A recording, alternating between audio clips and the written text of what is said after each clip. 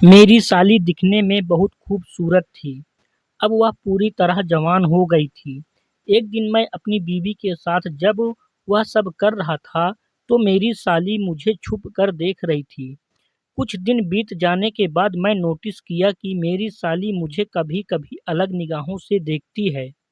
एक दिन जब मैं घर में हम दोनों अकेले थे, तब वह मुझसे बोली, "जीजू, मुझे तुमसे कुछ बात करनी है।"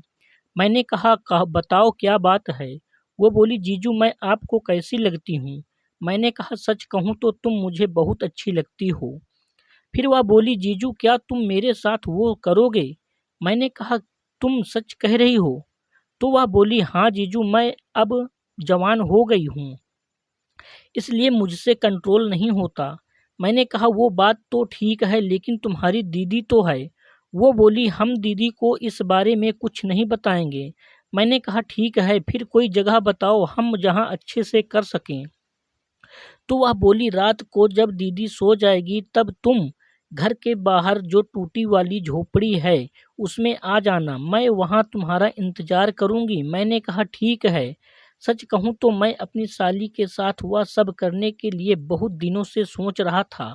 आज वह मुझे खुद सामने से ऑफर दे रही थी। उसके बाद जब रात को मेरी बीवी सो गई तो मैं धीरे से उठकर घर के बाहर जो झोपड़ी थी उसमें गया। जब झोपड़ी के अंदर गया तो वहाँ का नज़ारा देखकर मज़ा आ गया। मेरी साली पूरी तरह वो होकर मेरा इंतज़ार कर रही थी। मैं कभी नहीं सोचा था कि मेरी साली मेरी बात मान जाएगी।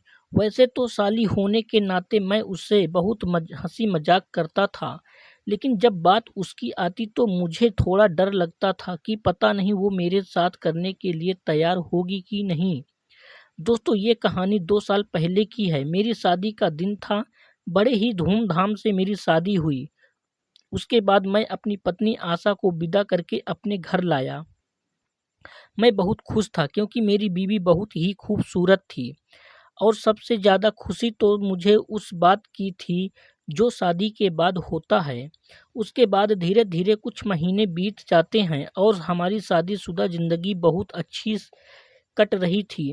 मेरी एक साली भी थी जिसका नाम शालिनी था। वह दिखने में बहुत ही खूबसूरत थी। साली होने के नाते मैं हँसी मज़ाक भी बहुत करता था।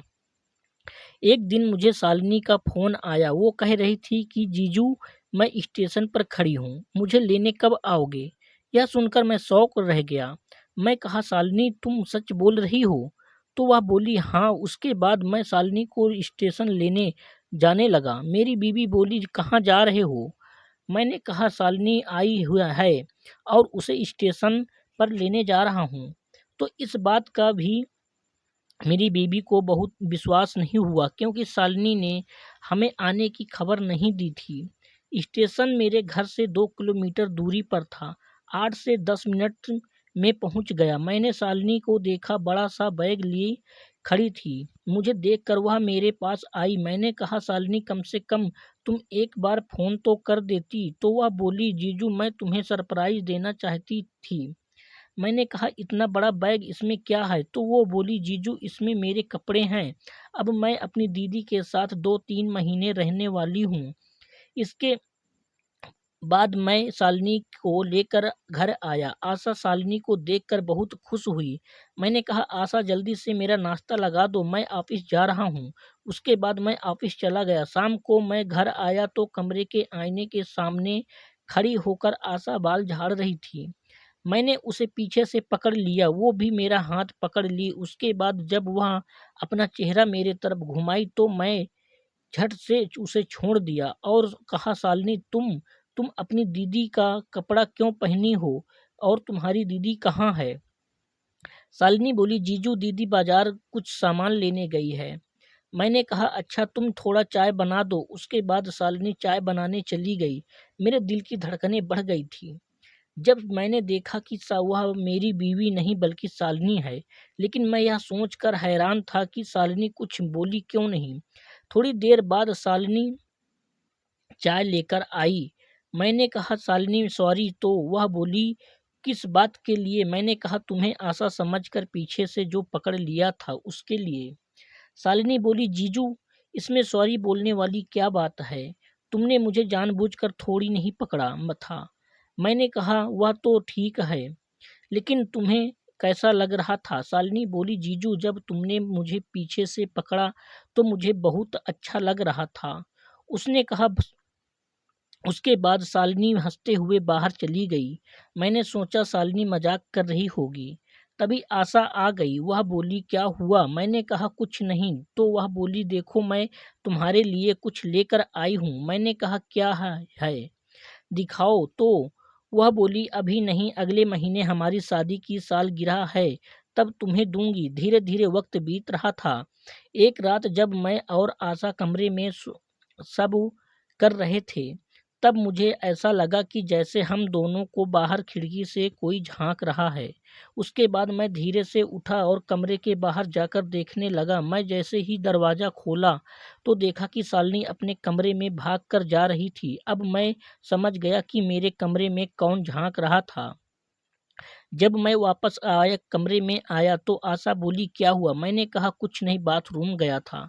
मैंने अपनी बीवी से यह बात नहीं बताई। उसके बाद मैं सो गया। सुबह जब हुई मैं उठा तो रात वाली बात को लेकर शालिनी को देख रहा था। वह भी मुझे देखकर मुस्कुरा रही थी। जब मेरी बीवी बाथरूम में नहाने गई तो मैं शालिनी से कहा शालिनी तुम कल रात मेरे कमरे में क्यों झांक रही थी? तो वह बोली जीजू भला मैं है तुम्हारे कमरे में क्यों झांकूंगी? शायद तुम्हें वहम हुआ होगा।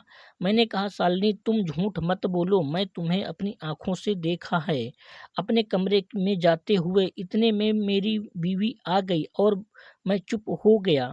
जब वह कमरे में चली गई तो शालिनी मेरे पास आकर बोली जीजू यह सच है, मैं तुम्हें और दीदी को देख रही थी क्योंकि अब मेरा भी मन करता है। मैंने कहा शालिनी मैं भी बहुत दिनों से तुम्हारे साथ वो करने की सोच रहा था। मैंने सोचा कि शायद तुम इस बात से इनकार कर दो। शालिनी बोली जीजू अगर तुम मुझे चाहो तो आज रात मेरी मशीन का उद्घाटन कर सकते हो। मैंने कहा वह सब तो ठीक है, लेकिन इस बात की तुम्हारी दीदी को भनक भी ना लगनी चाहिए। शालिनी बोली मैं दीदी को कभी नहीं बताऊंगी और तुम भी कुछ मत बताना। मैं कहा ठीक है। फिर शालिनी बोली आज रात जब दीदी सो जाएगी तो तुम बाहर वाली झोपड़ी में आ जाना, मैं वहाँ तुम्हारा इंतजार करूंगी। उसके बाद मैं रात होने का इंतजार करने लगा।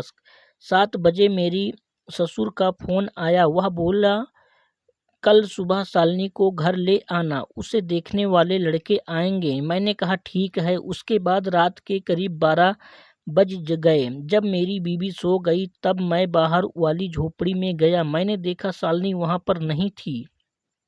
उसके बाद मैं चुपचाप कमरे में लौट आया और अंदर जाकर देखा तो शालिनी कमरे में घोड़े बेचकर सो रही थी। अब मेरे अरमानों पर पानी फिर गया था। किसी तरह सुबह हुई, शालिनी मेरे पास आई। मैंने कहा तुमने रात को मुझे अच्छा बेवकूफ़ बनाया था तो? शालिनी बोली जीजू उस कहीं तुम सच में तो झोपड़ी में नहीं चले गए थे? मैंने कहा मैं झोपड़ी में गया था, जब तुम नहीं थी तो मैं चला आया।